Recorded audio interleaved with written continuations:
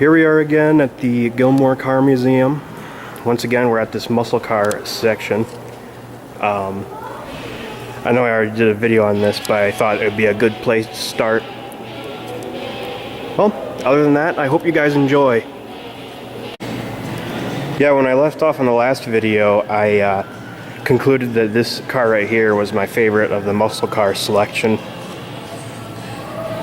I just really like this car. It's a 1971 AMC Hornet. Be more famous when it would become known for being the base for the Gremlin. I think that's right. Something along the lines of that. But either way, I really like it. It's just very simple. Got that white stripe and all that. Yeah. It's underrated too, and I like underrated cars. Daisy Duke machine right here. Muscle car royalty.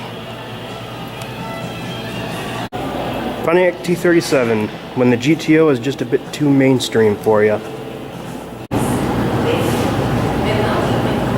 I think someone left their race car in here.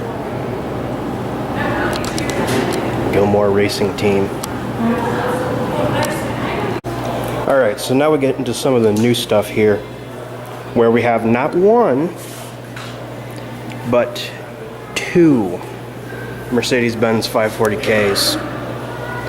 1938 Offener Tourenwagen and 1936 Special Roadster. At least I think that's how you pronounce that.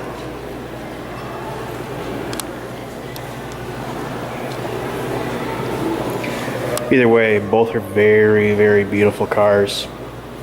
Very expensive too. I'm actually here with my dad right now.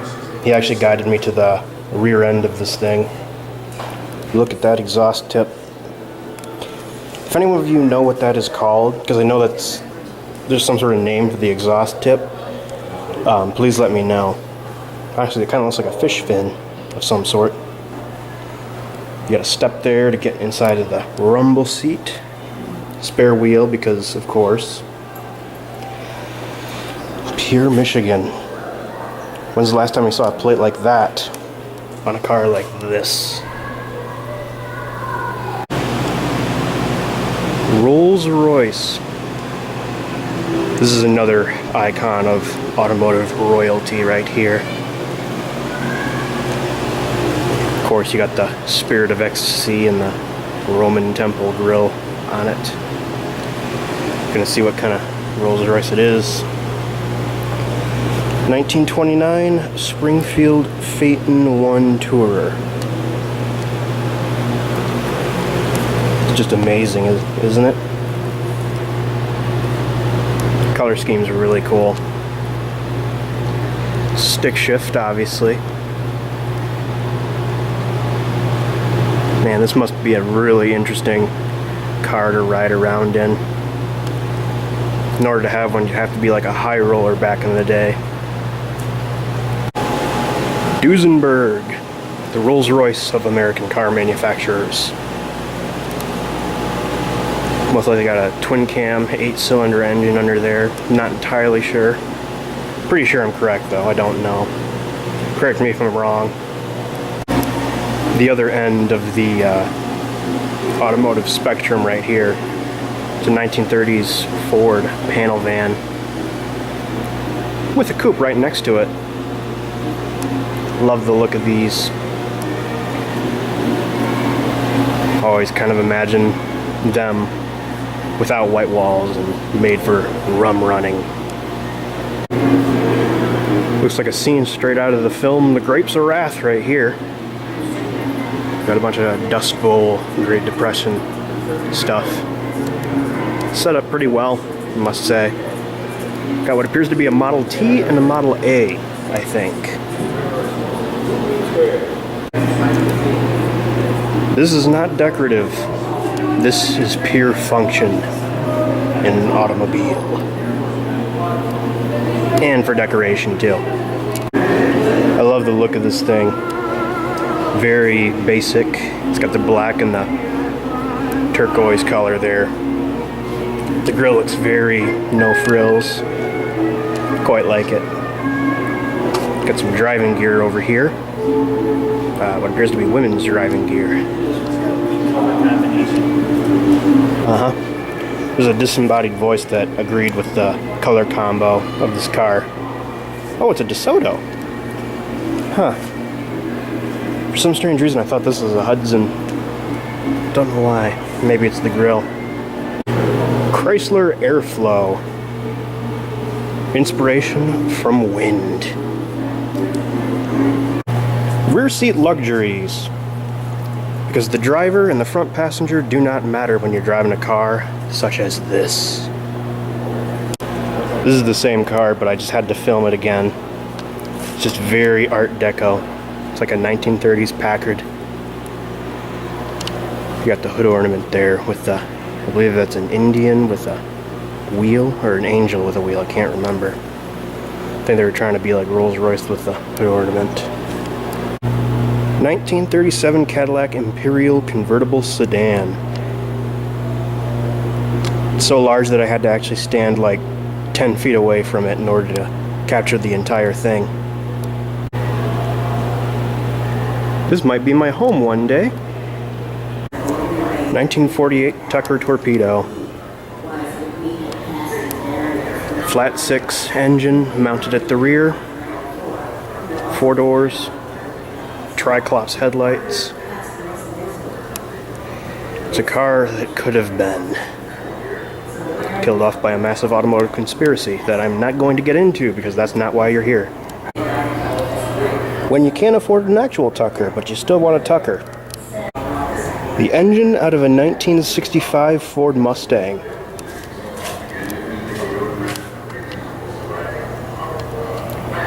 A bit different from what you were expecting, I assume. Nash Metropolitan. It's an American car built in Great Britain, sold as a Willys as well as an Austin. And I do not think I would be able to fit into it comfortably. Excuse me. Look at that interior. I believe that's a manual transmission on the tree there. I don't know if it's a 3-speed or not.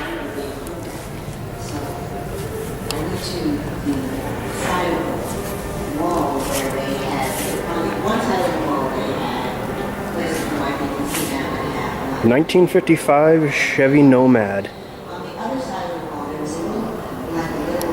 You were like the high roller of the neighborhood if you had one of these. American luxury at its finest right here. We got what appears to be an Imperial, and right next to it is a Packard. This particular one I believe is called a Packard Hawk. It was very similar to a I believe the Studebaker Hawk, but of course it's a Packard. It's rather unfortunate. This is the last car they ever really made. I really like the way it looks. There's a little European styling here and there, with, of course, some American styling cues. This is the face of pure terror right here. 52 Hudson Hornet convertible with curb feelers. Bit of an interesting lineup that I see off to the side here. We got an MG with the suitcase and all. Sort of the sports car experience you could expect after the war. Then that inspired Chevrolet to make the Corvette, which had yet to get a V8 and it had a 6-cylinder instead. Then we move on to 1955. It actually got the V8 it deserved, and it started to get a bit more attention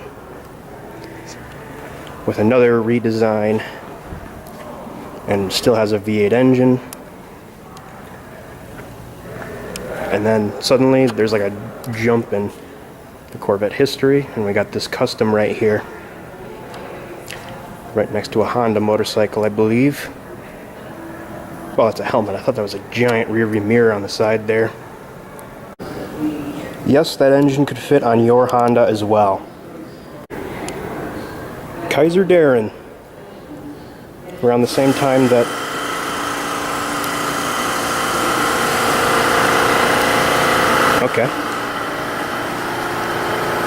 From the same time that the Corvette was made.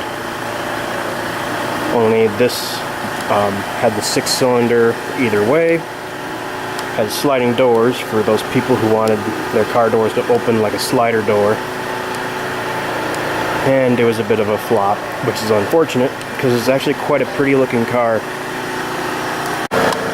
It wants kisses. Why don't you give it kisses?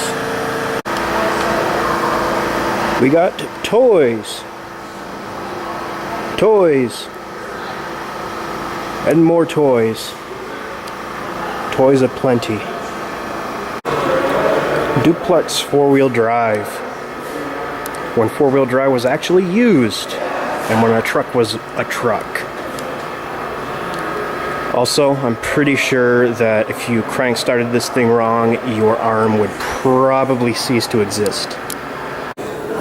Dodge Brothers. Back when Brothers was still in a name.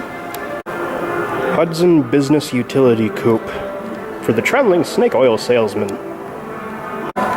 Finally, something that I've really wanted for a long time.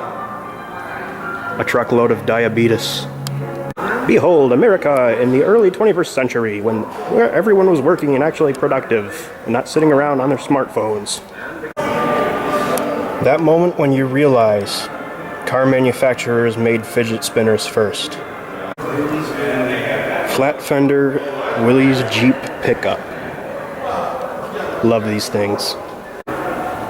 For the farm boy who has a lot of money, 1958 Dodge D100 swept side pickup.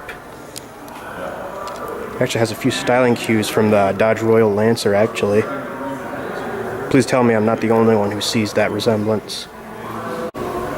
Buick Riviera. It's a dream car of mine from the 60s. Thing's awesome. Love to see one of these in black.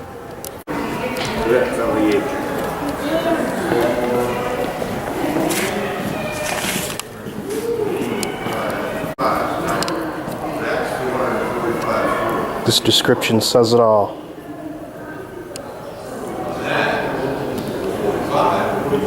It's amazing. I love that color too.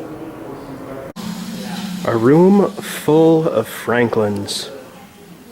From an era when America's auto industry was actually innovative. Air-cooled, big old cars, very good coach work. Definition of a diamond in the rough right here. 1923 Lincoln. Crank up rear divider right here. For when those pesky kids are too much and you can completely isolate yourself from them. Lincoln Zephyr V12 engine right here.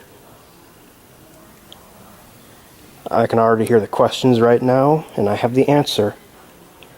This engine will not fit in your Honda. This is a room full of Lincolns. Perfect for the kind of guy who's a Ford guy, but still wants to roll around in utmost luxury. This interior right here is just about as plush as anything that's really plush. I really don't know how else to describe it. Switches and wood galore. My dad actually said something as we were walking through here. This Lincoln Continental right here may very well have been the inspiration for the car. If you don't know what that is, look up The Car on YouTube. It's from 1977. It's a pretty cool movie. This was then.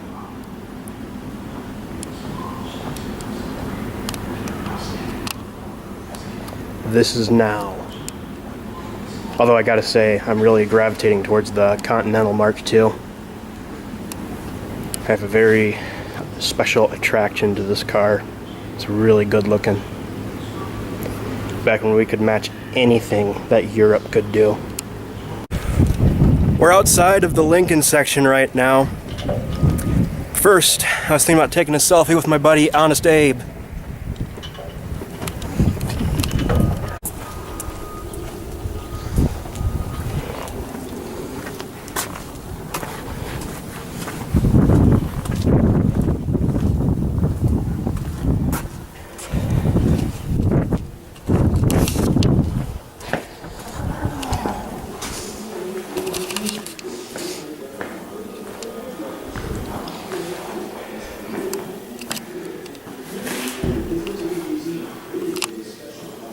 The company that motorized a nation. Ford Victoria right here. If you were looking for a certain part, these stores got them. Hello, I'm Androv Drusky and I build engine from a Model A for home country.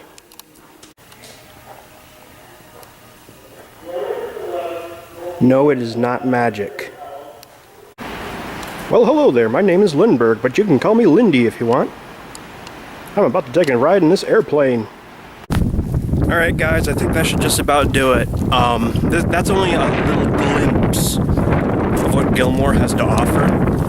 I had to kind of recap the muscle cars and all that, even though we already saw it. If you like this video, feel free to leave a comment saying so. If you like some of the things that I captured in this video, and if you're in the area, please feel free to check out Gilmore. It is an awesome museum. Excuse me. It's windy. Either way, I will see you guys later. More toys.